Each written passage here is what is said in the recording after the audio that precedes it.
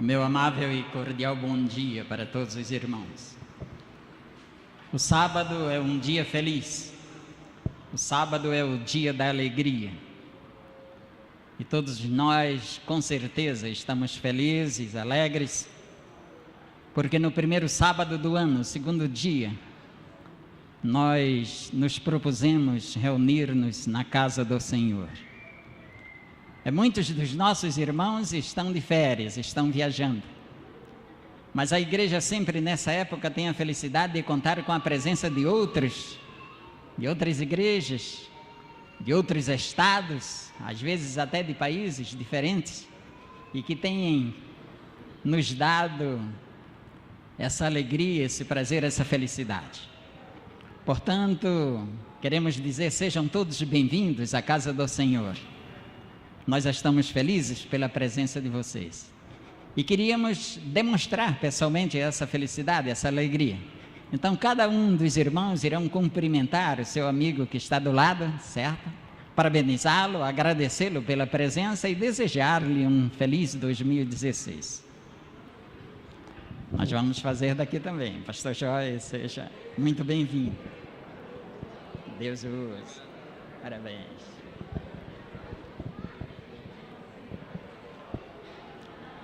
Ok, nos seus lugares mesmo, certo? A pessoa que está do lado.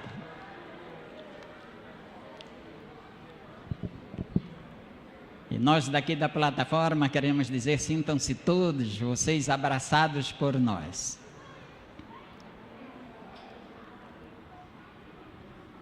Hoje também é o dia do reencontro.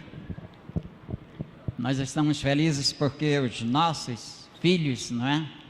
Estudantes, estão de férias, de volta ao lar, e alguns já concluíram, inclusive, né? É o caso da professora Thais, mais uma pesquisadora, uma professora de história que nós temos em nossa igreja. Estamos felizes também pela presença dos amigos que estão no seu banco, sejam bem-vindos, certo? Que Deus continue a abençoá-los, a usá-los, para os que ainda não concluíram, concluam, né? E possam ser mais úteis na causa do Senhor, mais úteis à sociedade, ao nosso país. Nós gostaríamos de apresentar um a um de vocês, certo? Mas, como o tempo não nos permite, nós vamos apresentar-vos aqueles que aqui estão. Nós temos como orador desta manhã o mensageiro de Deus ao nosso coração, aquele que através dele o Senhor envia sua palavra a nós.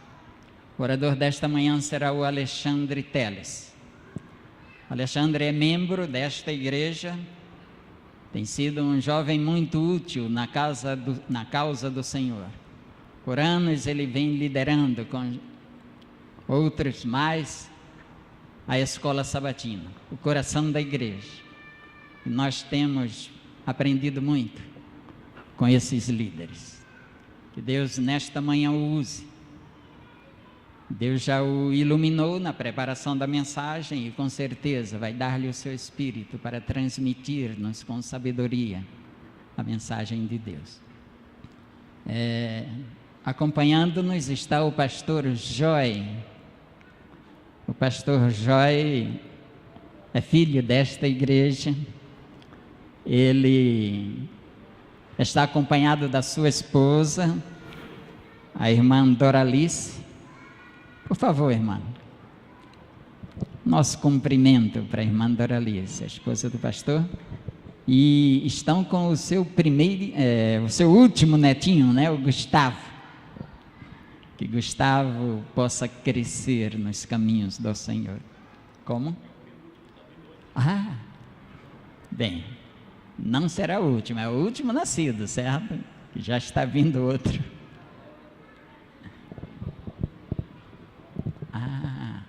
E suas netas também estão. A Lorena, não as vejo, mas é a Lorena e a Laura. Onde estão? Isso, lá em cima. Sejam bem-vindas. O jovem que está Na minha extrema esquerda é o Cristiano. Cristiano Santiago foi o recomendado pela Assembleia, pela Comissão de Nomeações e apoiado pela Igreja. Neste ano ele será o líder do ministério pessoal nesta igreja. É um jovem missionário, tem desempenhado com honras a obra de Deus aqui, na questão missionária, e com certeza a igreja, através da graça de Cristo, crescerá sob o seu comando. E este que vos fala é o irmão Edivaldo, membro desta igreja e compõe o quadro de anciãos da igreja. Antes da mensagem, Alexandre, o Ângelo nos trará uma mensagem musical.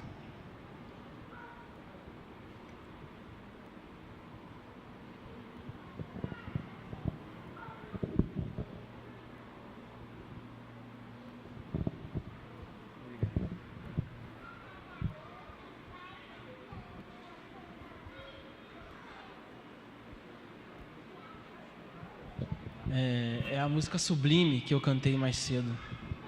Sublime Esperança.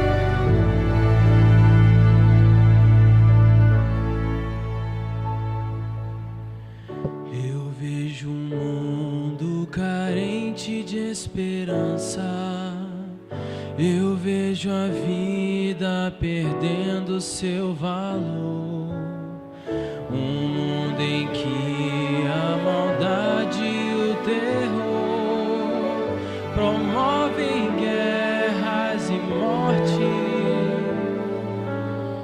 Não é possível viver sem esperança, sem a certeza do amanhã. Mas sei que à frente dessa guerra existe um rei, e ele já venceu na cruz. Eu sei que em breve verei meu Salvador vindo nas nuvens me encontrar, e a esperança que um dia sonhei vai estar sorrindo para mim. Eu creio em Deus, meu Senhor e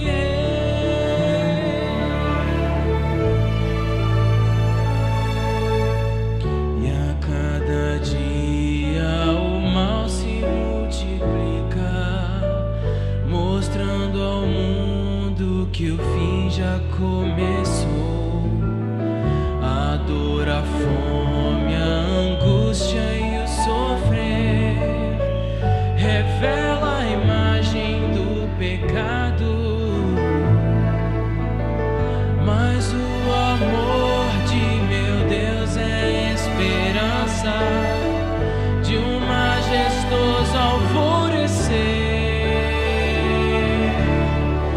me traz a paz e a certeza do amanhã. Um novo sol irá nascer. Eu sei que em breve verei meu Salvador vindo nas nuvens me encontrar. E a esperança que um dia eu sonhei vai estar sorrindo para mim. Eu creio em Deus, meu Senhor e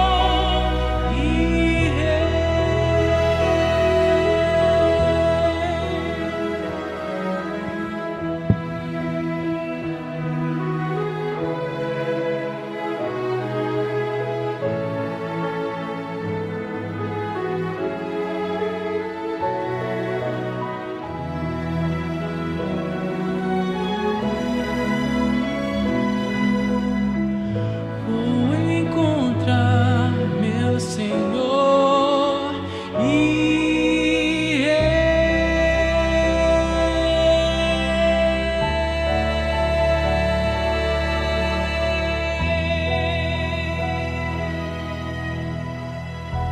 Amém.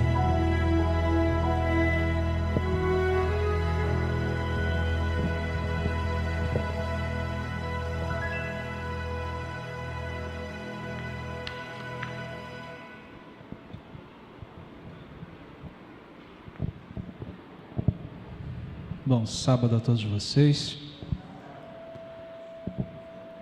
Feliz por estar aqui com vocês nesse primeiro sábado do ano. Meu desejo de um ano de bênçãos, felicidades. Como nós estudamos na lição, sabemos que teremos aflições, mas tenhamos bom ânimo, porque Deus está conosco. Eu estava aqui no sábado passado, eu não estava nem programado eu estar aqui hoje, e o Cristiano me pegou ali na porta e disse: Alexandre, prega para a gente aqui no próximo sábado. Aí eu tenho agenda, estou viajando, a família não está nem aqui hoje. Eu disse: tudo bem, só que eu tenho o hábito de perguntar para as pessoas qual é o assunto. E aí o Cristiano falou: prega sobre missão. Aí eu vou pregar sobre missão. E eu vou ser bem sincero para vocês. Eu não costumo pregar muito, mas foi o que mais corroeu o estômago. Se eu não tinha gastrite, eu estou com gastrite aguda, e que eu fiquei remoendo o que eu falo, porque nos últimos 2 anos falamos muito sobre missão, e eu fiquei na minha mente o que eu faço para falar sem ser muito repetitivo. Então eu vou pedir para vocês que vocês curvem as suas cabeças e nós vamos falar com o nosso Deus, e eu espero que Deus esteja aqui conosco. Senhor nosso Deus, mais uma vez eu te peço aqui a presença do Teu Santo Espírito, para que em nenhuma hipótese eu fale do meu coração, mas eu fale inspirado por Ti. Que a mensagem aqui apresentada hoje seja um complemento, um auxílio, seja inspirado por Ti verdadeiramente. Nos ajude, nos guarde é o que eu lhe peço por Jesus. Amém. Eu fiquei pensando, eu preciso falar alguma coisa em função do tema pedido, mas o que eu falo sem ser repetitivo? Então eu convido vocês a abrirem sua Bíblia no livro de Lucas. Lucas no capítulo 19.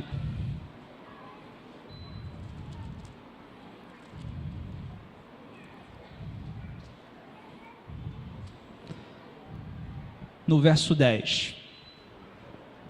Lucas 19, verso 10. É um verso muito conhecido. E lá diz assim: porque o Filho do Homem veio buscar e salvar quem?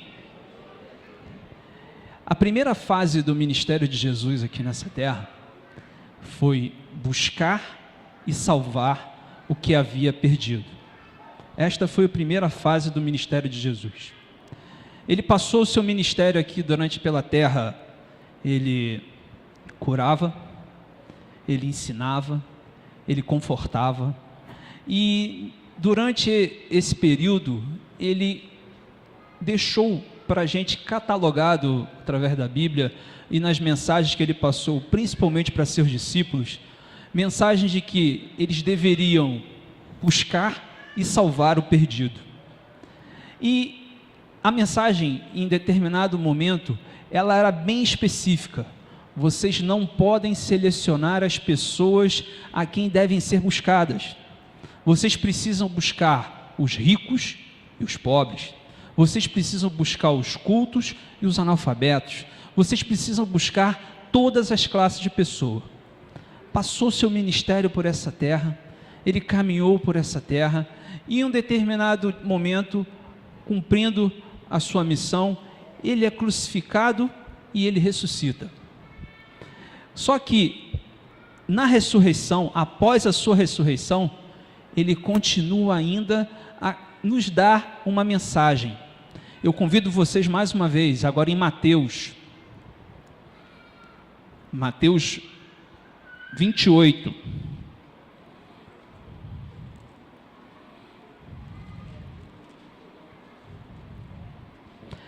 A partir do verso 18. Antes de eu ler o texto, eu vou só fazer uma contextualização aqui. Jesus tinha ressuscitado, e já o anjo lá no sepulcro, quando as pessoas o foram procurar, o disse: lembra que ele já falou para vocês que ele vai encontrar com vocês na Galileia? E já tinha um encontro marcado na Galileia, e ele chega ali e o encontro estava marcado, e as pessoas se dirigem para aquele local. Nesse meio tempo ele já tinha aparecido para seus discípulos, já tinha aparecido para Maria e Marta, e lá naquela montanha, sentado ali pelaquela grama, aproximadamente 500 pessoas estavam ali, e as pessoas ali, em função daquela confusão, imagine você fazer parte daquela história viva, crucifica, morte, ressurreição, e todo mundo falando, e todo mundo naquele alvoroço ali conversando, sentado ali naquela planície, tudo em pequenos grupos, aqueles 500 pessoas, os discípulos andando por meio deles. Imagina Tomé dizendo: olha, eu duvidei que ele ia ressuscitar, que ele era o Cristo, mas eu vi na mão dele que estava lá marcado, e ele ressuscitou. E de repente todo mundo conversando, e Pedro vai e conversa. Eu falei com ele: olha, eu tinha negado ele, mas ele apareceu de novo, ele ressuscitou. E Maria, e todo mundo falando, e do nada aparece Jesus. Jesus aparece, e aparece de forma assim que ninguém viu por onde ele aparecia, qual era o caminho. Ele apareceu do nada, e ele aparece diferente daquilo que ele tinha aparecido anteriormente. Ele aparece com seu rosto envolvido numa glória, e que as pessoas, quando o olharam, não tinham outra alternativa que fazer, o quê? O adorar. E aí nós vamos lá para o verso 18. Jesus começa a conversar com eles, e ele diz o seguinte, verso 18: Jesus, aproximando-se, falou-lhes dizendo: toda autoridade me foi dada no céu e na terra. Ide, portanto, fazei discípulos de todas as nações, batizando-os em nome do Pai, e do Filho, e do Espírito Santo, ensinando-os a guardar todas as coisas que vos tenho ordenado. E eis que estou convosco todos os dias, até a consumação dos séculos. A partir dessa frase, a partir dessa ordem, nós começamos a estabelecer maneiras de cumprir o que estava ordenado. Nós começamos a desenvolver métodos e formas, e a gente tem no passado, até um passado recente, nós tínhamos uma visão muito estreita do que era missão. Missão era mandar alguém lá para a África, para que ele fosse para um local que não tivesse igreja, e que lá ele conseguisse desenvolver um trabalho missionário. E a nossa visão máxima de missão era essa, era poder ir e pregar o Evangelho onde o Evangelho não tinha chegado. O máximo que eu poderia fazer, porque eu não poderia ir para aquele local, porque eu não era um pregador, eu não era um pastor, o que você poderia fazer, era ficar aqui orando, e metendo a mão no bolso, e ajudando nas ofertas para aquelas pessoas que pudessem ir lá. Ou melhor, aquilo que nos confortava aqui há muito tempo atrás, em que nós, quando éramos juvenis, pegar folhetos no Minicéus e sair distribuindo aqui pela redondeza, e a nossa alegria era dizer lá no juvenis que eu distribuí 500 folhetos, o outro distribuiu 600, e a nossa competição era distribuir folhetos. Era uma visão que hoje a gente sabe que é uma visão muito estreita sobre missão. Missão é algo muito maior, e eu não vou ficar aqui dizendo que é missão, porque nos 2 últimos anos o pastor Emerson fez isso com muito mais competência do que faria eu. Aqui ele conseguiu deixar isso bem claro em nossas mentes. E a gente conseguiu perceber que a gente poderia fazer missão em várias maneiras, e a gente podia ir na Lapa, e a gente podia ver o rapaz que fica ali no skate, e a gente podia fazer qualquer coisa. Conta-se uma história de um menino, um jovem, o nome dele é Johnny. Johnny sofre da doença da síndrome de Down. E Johnny, acompanhado por uma família adventista, uma família cristã, começou a receber estudos. E Johnny, recebendo esses estudos, ele ficou assim muito entusiasmado, e de forma sincera ele disse: eu quero me batizar. E Johnny se preparou, fez o estudo, e o dia do batismo chegou. Johnny foi para o tanque batismal, o pastor faz aquela invocação, faz aquela oração, e depois que ele é batizado, e quando ele sai da água com o rosto molhado, ele faz uma pergunta para o pastor, que o pastor ficou meio constrangido. Ele perguntou o seguinte: e agora, o que eu faço? O pastor, surpreso com aquela pergunta, dá uma resposta de forma imediata: Johnny, cumpre a missão. Johnny, feliz, vai para sua casa: mãe, me ajuda, pega aí na Bíblia para mim alguns versos que falam sobre esperança, escreve aí para mim, digita no computador, e pega esses versos e trazem todos aqueles para mim. E a mãe fazia isso todas as noites. Johnny trabalhava num supermercado pequeno, e ele era empacotador. E Johnny pegava aquele verso todo dia, naquela fila do supermercado, ele empacotava todas as compras, e junto com as compras ele colocava um verso. E ele dizia para aquela pessoa: olha, eu estou muito feliz porque você veio comprar aqui no nosso mercado, mas mais feliz ainda porque estou mandando para você, junto com as suas compras, uma mensagem de esperança. E ele fez aquilo por vários e vários dias. Um certo dia, as pessoas foram naquele supermercado, e o dono do supermercado começou a dizer o seguinte: eu não entendo porquê, mas a fila dele sempre é 3 vezes maior do que a fila de todos os outros caixas. Johnny, da forma sincera, cumpria a missão. Se eu continuasse e parasse por aqui, eu ficaria, na minha opinião, repetitivo. Eu seria mais um a falar sobre missão. Mas eu quero pedir a permissão de vocês para complementar o assunto sobre missão, em que, na minha opinião, e ela pode ser falha, talvez a gente não tenha explorado 2 outros aspectos. Talvez não tenha sido muito explorado 2 outros aspectos. E eu queria convidar vocês a abrirem sua Bíblia mais uma vez, em 1 Timóteo.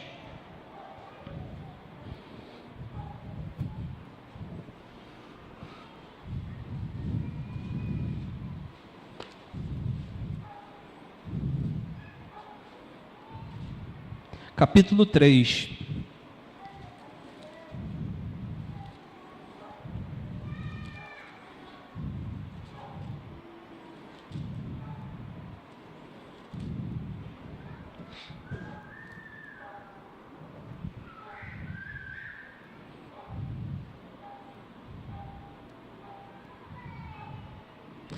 A partir do versículo 1. Acompanhe a leitura, por favor.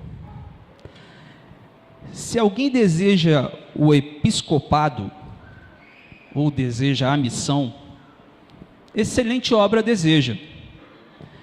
Convém, pois, que o bispo, o pastor, o ancião ou o missionário seja irrepreensível, marido de uma só mulher, vigilante, sóbrio, honesto, hospitaleiro, apto para ensinar, não dado ao vinho, não espancador, não cobiçoso de torpe ganância, mas moderado, não contencioso, não avarento, que governe bem a sua própria casa, tendo seus filhos em sujeição, com toda a modéstia. E aí vem entre parênteses aquela característica de Paulo.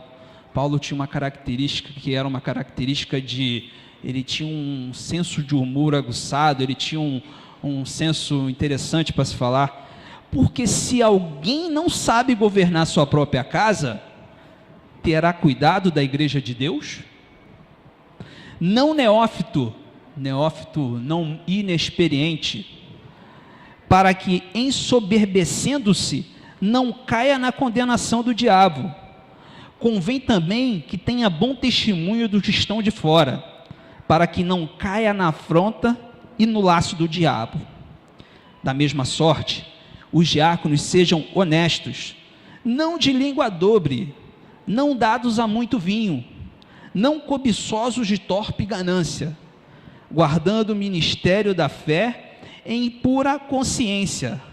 E estes sejam primeiros provados, depois sirvam, se forem irrepreensíveis. Da mesma sorte, senhoras, as mulheres, sejam honestas, não maldizentes, sóbrias e fiéis em tudo. Os diáconos sejam maridos de uma mulher e governem seus filhos e suas próprias casas, porque os que servirem bem como diáconos adquirirão para si uma boa posição e muita confiança na fé que há em Cristo Jesus. Reparem vocês que o apóstolo Paulo faz uma carta endereçada a Timóteo, seu amado, como ele descreve no início do livro, e ele faz uma carta para quem é que faz, quem fez aqui ou já faz concurso, parece um edital. Ele diz que nesse edital diz o seguinte: olha, o pré-requisito para alguém poder postular tal função é que seja de tal forma, seja assim. E eu queria apontar para vocês 2 detalhes interessantes. Convido vocês a olharem mais uma vez e depois lerem esse texto, em que dentro do texto ele aponta características importantes, é um segmento menor, mas não menos importante. Ele faz um apontamento à família. Ele diz assim: você que deseja ser missionário, cumprir a missão lá fora, você não pode esquecer dos seus próximos, dos seus familiares. Seus familiares são muito importantes. Ele diz que o marido só pode ser marido de uma só. Então ele diz que o marido tem que ser fiel para ser missionário. Ele tem que cuidar da sua família. Ele diz que ele precisa ser um exemplo para os seus filhos. Ele dá uma ênfase muito grande para a família. E eu vou permitir a vocês a ler um texto da irmã White, que está no livro Fundamentos do Lar Cristão, página 29, em que a irmã White referenda aquilo que Paulo estava falando. O texto diz da seguinte forma: cumpre-nos como pais e como cristãos imprimir em nossos filhos direção devida. Devem eles ser cuidadosa, sábia e ternamente guiados às veredas do serviço cristão. Temos para com Alexandre? Não. Temos para com Deus o solene compromisso de criar nossos filhos para a sua obra, rodeá-los de influências que os induzam a escolher uma vida de serviço e dar-lhes o devido preparo. E ela encerra dizendo o seguinte: eis esse o nosso primeiro dever.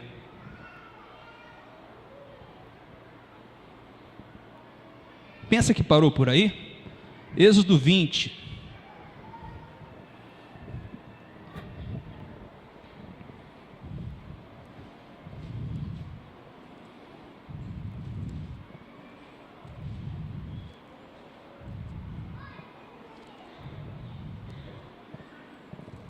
Êxodo 20, verso 12. Leiamos todos juntos o que está escrito no Êxodo 20, verso 12. Honra e a tua, para quê? Se não bastasse os conselhos, Deus ainda deu um espaço no mandamento. Ele não deixou brecha. Ele disse o seguinte, honra teu pai e a tua mãe. Para não confundir o que é honra, nós nos sentimos muito honrados quando somos elogiados, quando nós somos agraciados. Muitos pais aqui podem se sentir honrados porque um filho possa postular a medicina, a engenharia, o direito. Eu ficaria muito honrado se meus filhos postulassem a medicina. Vai a dica para eles. Mas eles não querem me ouvir, querem outros caminhos. Mas o honrado aqui é cuidar, é guardar. Sabe aquele pai no mundo, num país em crise, em que o desemprego bate, e ele com 50 anos não consegue se recolocar no mercado, e você precisa meter a mão no seu suado salário e dividir para cuidar daquela casa que não é mais nem sua? Honra teu pai e a tua mãe. Você está honrando. Sabe quando, e eu já estou passando pela segunda vez isso na minha família, em que a doença do Alzheimer chega, em que aquelas pessoas queridas que vivem ao seu redor não lhe reconhecem. Imagina para você um avô, uma avó, um pai ou uma mãe, em que ela conversa com você e você está percebendo nitidamente que ela não reconhece. Você precisa cuidar dele. Isso é a missão. Olha, eu quero deixar bem claro aqui, eu não estou propondo que abandonemos a missão de lá fora para só cuidar da nossa família, mas eu tenho certeza que dá para fazer as duas coisas ao mesmo tempo. Eu tenho certeza, e aliás, tem que ser feito. O ordenamento é claro. O segundo ponto que eu também queria apresentar para vocês também faz referência a alguns detalhes que foram apontados em Timóteo 3. E todo cristão tem duas famílias. Pode ser que você, como assim ter duas famílias? A gente tem a nossa família, laços de sangue, mas a partir do momento que você entra por aquela porta e você senta aqui, você congrega aqui, você é agraciado por Deus por outra família. A família é a igreja, e a igreja precisa ser cuidada também. E ele faz Paulo falando para Timóteo, ele faz um apontamento interessante, em que ele diz o seguinte, olha, o missionário, ele precisa estar apto para ensinar. Aonde é que eu treino as pessoas cadê os professores? Qual é o ambiente que se treina um aluno para poder ser alfabetizado? É na escola. Aonde é que se alfabetiza cristãos? É na igreja. Eu não posso simplesmente buscar o perdido, esquecer minha família, ou cuidar só da minha família e esquecer da igreja. Pastor Anderson, ano passado, ele criou um projeto interessante, que era um projeto da gente fazer um planejamento para a igreja para o futuro. Em que, dentro desse planejamento, a gente ia mapear as necessidades da igreja, a necessidade da comunidade, e ia bolar uma estratégia, mediante a inspiração de Deus e do Espírito Santo, e nós tentaríamos caminhar para seguir esse caminho. Eu não tenho autorização para dar detalhes da pesquisa e não vou fazer isso. Não tenho autorização para dizer o que nós discutimos lá e eu não vou fazer isso pessoalmente. Mas dentro do material de consulta e o material de estudo, ele nos deu 2 livros e mais a pesquisa. Um dos livros é o livro chamado Diagnose. E eu peguei esse livro, fui lendo o livro, e um detalhe interessante no livro Diagnose é que ele fala que o dilema de uma igreja de sucesso é que ela consiga receber novas pessoas por aquela porta e que as pessoas fiquem aqui, não saiam e não voltem pela porta dos fundos. Agora, igreja não é parede, igreja não é banco, igreja não é um ambiente climatizado, igreja sou eu e é você. Se alguém vem aqui e ele não se sente bem, ele não se sente bem porque a nossa igreja tem paredes maravilhosas, bancos novos, ar-condicionado. Se ele não fica aqui, é porque ele não gostou de mim e não gostou de você. É preciso a gente perceber a missão. Mais uma vez, eu estou tentando contribuir, eu não tentando corrigir ninguém, eu não estou tentando fazer o mal, eu estou tentando só dar uma visão um pouco mais ampla daquilo que eu acredito. A missão exige que eu vá lá fora, buscar o perdido, que eu cuide da minha família, porque esta é a primeira prioridade de um cristão. A primeira missão de um cristão é dar subsídios, é dar condições para que a minha família também possa usufruir das bênçãos da salvação. E ao mesmo tempo cuidar desta igreja.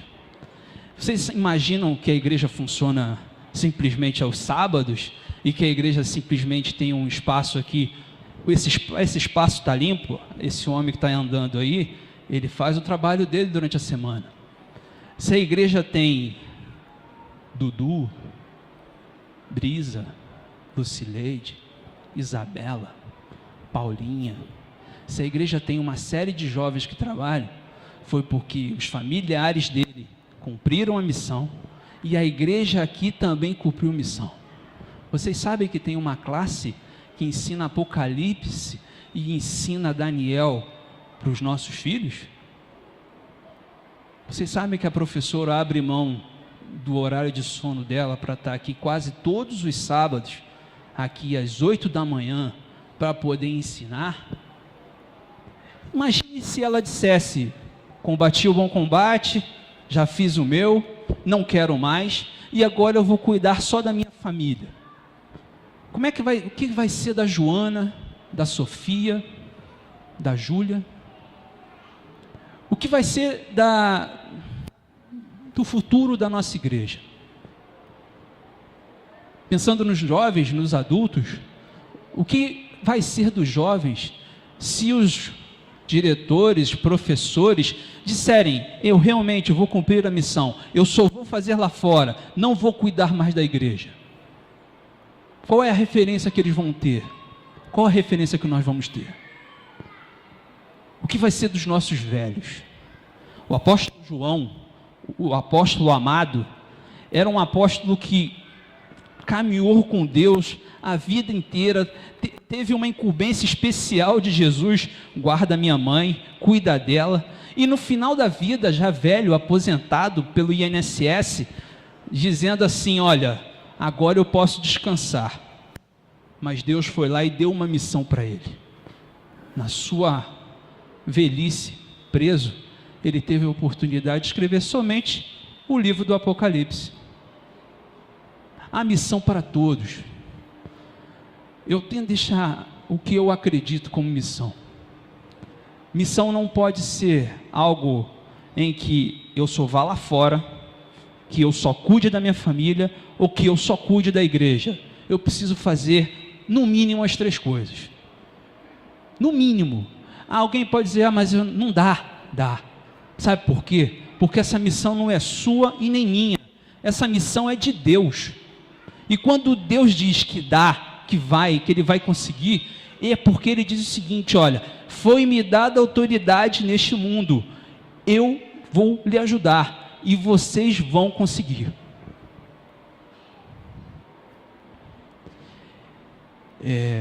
Eu fico imaginando, eu sou muito feliz aqui na igreja que eu frequento. Essa aqui é a única igreja que eu frequento. Eu nunca frequentei outra igreja, a não ser na minha infância, enquanto nós não morávamos aqui. E às vezes eu fico escutando de algumas pessoas quando dizem que determinada igreja não tem mais cultos aos domingos, porque a frequência não existe. Ou determinada igreja não faz mais JA. Eu fico imaginando o que causou, como começou, porque algo, se você comprar uma fruta e deixar na sua fruteira, ela está madura, está boa, ela está aqui guardada. Você deixa aquela fruta ali, e se você não usa a fruta, o que vai acontecer com a fruta? Ela vai estragar. Se o culto deixou de existir, é porque em algum momento nós deixamos ele de lado. E agora fica conveniente e fica fácil dizer: não vamos fazer o culto. Nós somos jovens universitários, trabalhamos, estudamos, estamos cansados. E nós não vamos mais fazer o culto, porque o jovem não quer mais fazer o culto. Ele quer ir para a praça comer batata frita. Nós temos que entender, acho que sou eu, nós temos que entender que nós temos responsabilidade. Deus faz um corpo, alguém aqui, com certeza, com muito mais poder, com muito mais eloquência, prega. Alguém cuida dos nossos velhos e da asa, da adra, para poder ter alimento para aquele que não precisa. Alguém cuida para ter professor na escola sabatina, porque precisa ter professor na escola sabatina. Alguém cuida, você chegou aqui nessa igreja, você foi recebido numa classe bíblica, não foi? Então, para essa classe bíblica funcionar, tem o Denilson e a Cleonice lá para cuidar dessa classe bíblica. E se eles não quiserem mais? E se nós não desejarmos mais? Esse irmão se preocupa até com as lâmpadas que consomem. Alguém precisa se preocupar com isso. E se ninguém mais quiser se preocupar? Que nós pensemos que a nossa responsabilidade não se restringe somente àquilo que nós gostamos de fazer, mas àquilo que Deus diz que nós devemos fazer. Para concluir, eu queria pedir para vocês abrirem suas Bíblias no livro de Miqueias. Esse texto, eu tive contato a primeira vez de forma assim, mais direta com o livro de Miqueias, no capítulo 6, foi na nossa reunião de pequeno grupo. E eu abro aqui um parênteses para dizer que Deus abençoe todos aqueles que participam de um pequeno grupo e que vocês orem por eles, porque é um trabalho especial. E um irmão que esteve conosco no nosso pequeno grupo, ele leu o texto de Miqueias 6 a partir do versículo 6. E com este texto, eu queria praticamente encerrar a mensagem de hoje. Miqueias 6, verso 6. Com que me apresentarei ao Senhor? E me inclinarei diante do Deus Altíssimo. Apresentar-me-ei diante deles com holocaustos, com bezerros de um ano? Agradar-se-á ao Senhor de milhares de carneiros, ou de 10.000 ribeiros de azeite? Darei o meu primogênito pela minha transgressão, o fruto do meu ventre pelo pecado da minha alma? Ele te declarou, ó homem, o que é bom, e que é o que o Senhor pede de ti, senão que pratiques a justiça, e ames a benignidade, e andes humildemente com o teu Deus. Para encerrar, um sermão de umas 3 semanas atrás, o pregador que estava aqui disse que o Evangelho liberta. Realmente o Evangelho liberta da escravidão do pecado, mas ele não lhe liberta daquilo que Deus te ordena fazer. Nós somos obrigados, se desejamos fazer parte da família de Deus, a cumprir a nossa missão. Que Deus nos abençoe.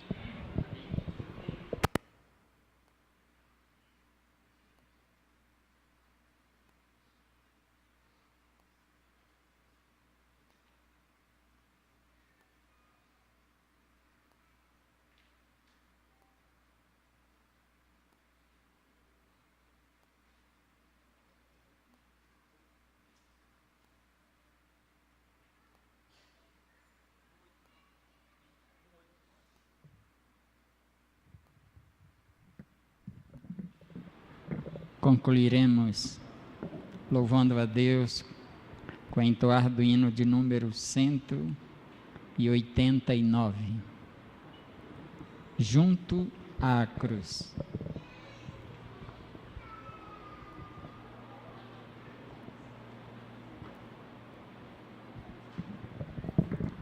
Convidamos a todos para a reunião de amanhã, às 19h30.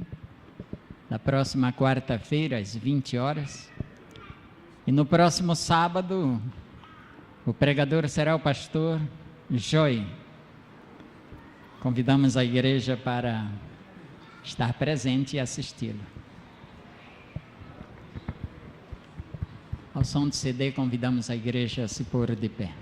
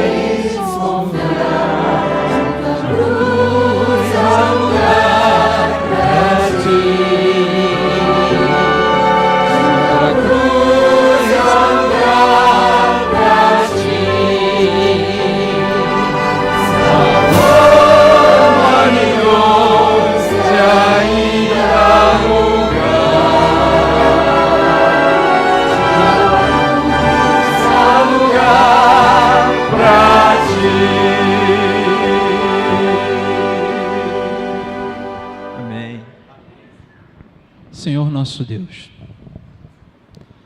nos ensine, nos oriente, nos dê força e, mais do que tudo, esteja conosco na nossa grande missão. Cuide de cada família aqui representada, esteja com aqueles que estão viajando, estão em outros lugares, que o Senhor possa os abençoar também. Perdoe nossas faltas, esteja conosco durante todo o ano de 2016.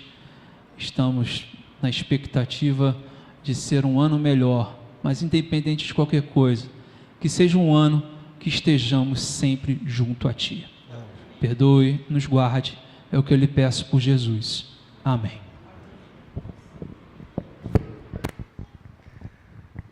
Vamos sair em paz, ok? Vamos. 2016 continue na paz de Deus.